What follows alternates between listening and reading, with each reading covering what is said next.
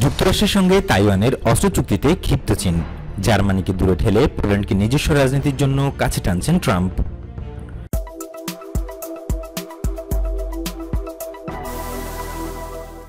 মার্কিন যুক্তরাষ্ট্রের সঙ্গে $৬,২০০ কোটি অস্ত্র চুক্তি করেছে তাইওয়ান।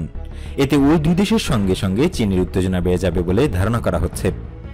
গত শুক্রবার ওয়াশিংটন জানায়, নতুন এই চুক্তির মাধ্যমে তাইওয়ানের কাছে ৯০টি F-16 জঙ্গি বিমান বিক্রি করবে ট্রাম্প প্রশাসন, যা আগামী ১০ বছর ধরে ধারাবাহিকভাবে তাইওয়ানের কাছে পাঠানো হবে।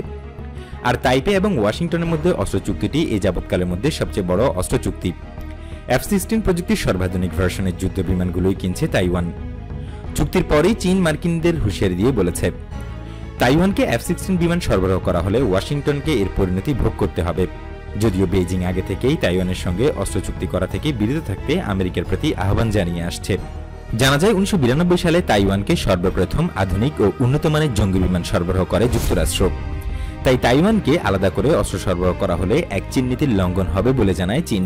অপরদিকে মার্কিন পররাষ্ট্রমন্ত্রী মাইক পম্পেও শনিবার ওয়ারশতে পোলিশ সরকারের সাথে একটি প্রতিরক্ষা চুক্তি সই করেছেন, যার আওতায় জার্মানিতে মার্কিন ঘাঁটি থেকে আপাতত ১,০০০ সৈন্য পোল্যান্ডে মোতায়েন করা হবে। ফলে পূর্ব ইউরোপের এই দেশে মার্কিন সৈন্যের সংখ্যা দাঁড়াবে ৫,৫০০। চুক্তির ফলে মার্কিন সেনাবাহিনীর ৫ম কোরের সদর দপ্তর জার্মানি থেকে সরে পোল্যান্ডে স্থানান্তর করা হবে। গত মাসের শেষে যখন মার্কিন প্রতিরক্ষা দপ্তর পেন্টাগন থেকে ঘোষণা দেওয়া হয় যে তারা জার্মানি থেকে ১২,০০০ সৈন্য সরিয়ে নেবে, তখন ন্যাটোর জোটের সদস্য দেশগুলো ছাড়াও যুক্তরাষ্ট্রের ভেতরেও গভীর উদ্বেগ প্রকাশ করা হয়। ওই ১২,০০০-এর মধ্যে অর্ধেকই নেওয়া হবে পোল্যান্ডে। মিস্টার ট্রাম্প এই সিদ্ধান্ত কার্যকর করলে জার্মানিতে মার্কিন সৈন্য সংখ্যা বর্তমানে ৩৬,০০০ থেকে নেমে দাঁড়াবে ২৪,০০০-এ। ন্যাটো জোটের উপর যেমন, তেমনি জার্মানির সাথে সম্পর্কের উপর এই সিদ্ধান্তের নেতিবাচক প্রভাব নিয়ে যুক্তরাষ্ট্রের দুই দলের অনেক নেতৃত্বস্থানীয় রাজনীতিকরা আপত্তি তোলেন। কিন্তু শনিবারের চুক্তি থেকে ডোনাল্ড ট্রাম্প ইঙ্গিত দিলেন যে তিনি জার্মানির চেয়ে পোল্যান্ডকে বিশ্বস্ত মিত্র মনে করছেন।